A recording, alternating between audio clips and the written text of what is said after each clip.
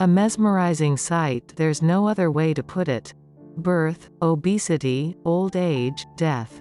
And very realistic. Such epithets, more often than not, are used by visitors to exhibitions of the Australian sculptor Ron Mueck's hyper-realistic style. Huge, some up to 5 meters in height, sculptures are made by the master with the greatest possible detail. Hair, skin pores, wrinkles, body curves, facial expressions and all anatomical details. They look so real that it seems that in a moment the figure will take a breath and begin to move. The public is very impressed with them. Children and adults alike literally freeze when they find themselves in the same space as Ron's work. Ron Mueck was born in 1958 in Melbourne, Australia. He is a hereditary puppeteer. The sculpture's father also made custom dolls. Only not on such a large scale. The son of a wooden toy maker and a rag doll maker and a former puppeteer for television and film, British sculptor of Australian descent Ron Mueck appears to have started playing with dolls a long time ago. The sculptor began his career as the creative director of a children's television program, creating, voicing and directing puppets. He later founded his own company in London, making realistic props for the advertising industry. His work in the film industry allowed him to master many techniques for creating realistic objects, which he later applied to his sculptures.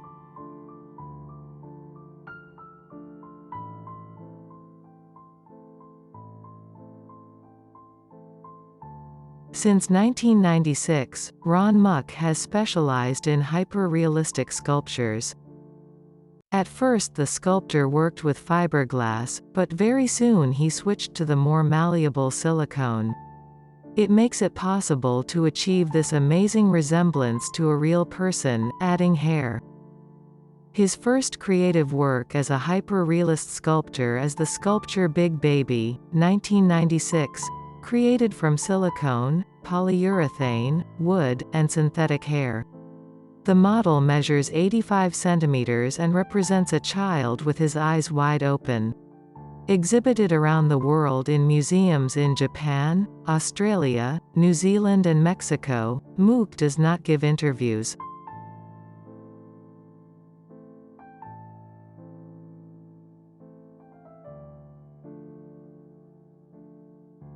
One hears about his work from associates and art critics, but never from the mouth of the creator himself. We can only understand the message of the author through his works. Mueck pays great attention to the details of the flesh. He accurately conveys the gestures and nuances of the skin. Veins, wrinkles, hairs, redness. Mueck's sculptures create an insane sense of authenticity. The characters, immersed in their own thoughts, seem animate. However, the size of the sculptures, which are implausible, can cause a cognitive dissonance that distances them from academic naturalism, hyperrealism and pop art. Mueck chooses the size of the sculptures intuitively, and adjusts it with an inner sense and the necessary distance. For example, the sculpture Dead Dad, 1997, which made Mueck famous, is 2/3 the actual size. The scandalously famous work, which brought world fame to the artist, depicts the state associated with death. It is both astonishment, curiosity and exhaustion. A slightly smaller than life-size sculpture of a corpse entering another world of alabaster pallor, as if waiting for the undertaker, the rarest of modern artworks that is so sincerely simple and earnest, making one's heart swoon. While in London, Mueck did not attend the funeral of his father, who had passed away in Australia. The sculptor does not make life-size figures. His father is the father as archetype, not a portrait and an exact replica. Mueck is inspired by pictures in the press, comic books, street photographs, portraits, postcards, art history or ancient tales and legends.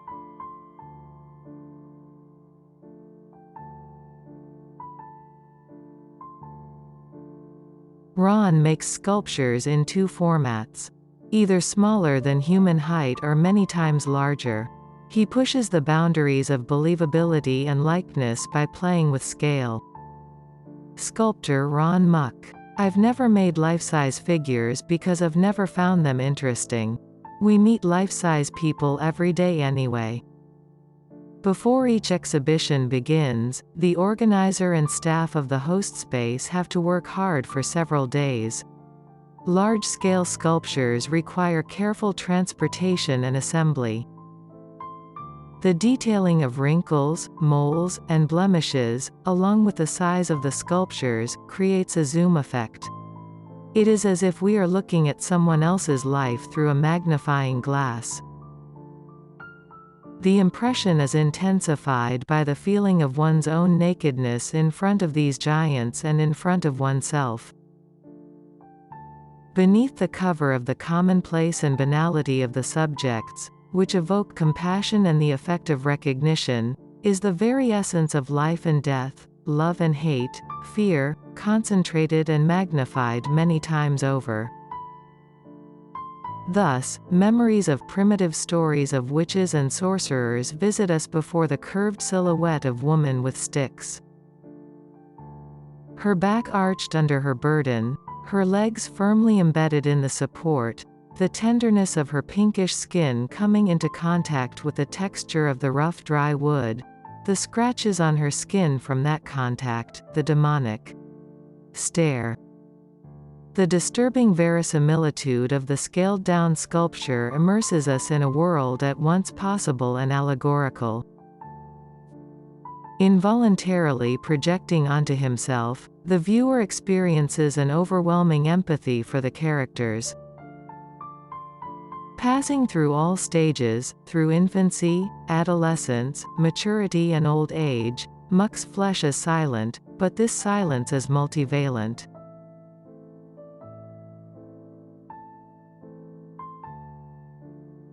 Clothes, sheets, accessories, gestures feed the viewer's imagination. Mueck reveals intimacy to the viewer, revealing what is usually hidden and exposing his characters both physically and psychologically. Their entire existence seems to be in the palm of his hand.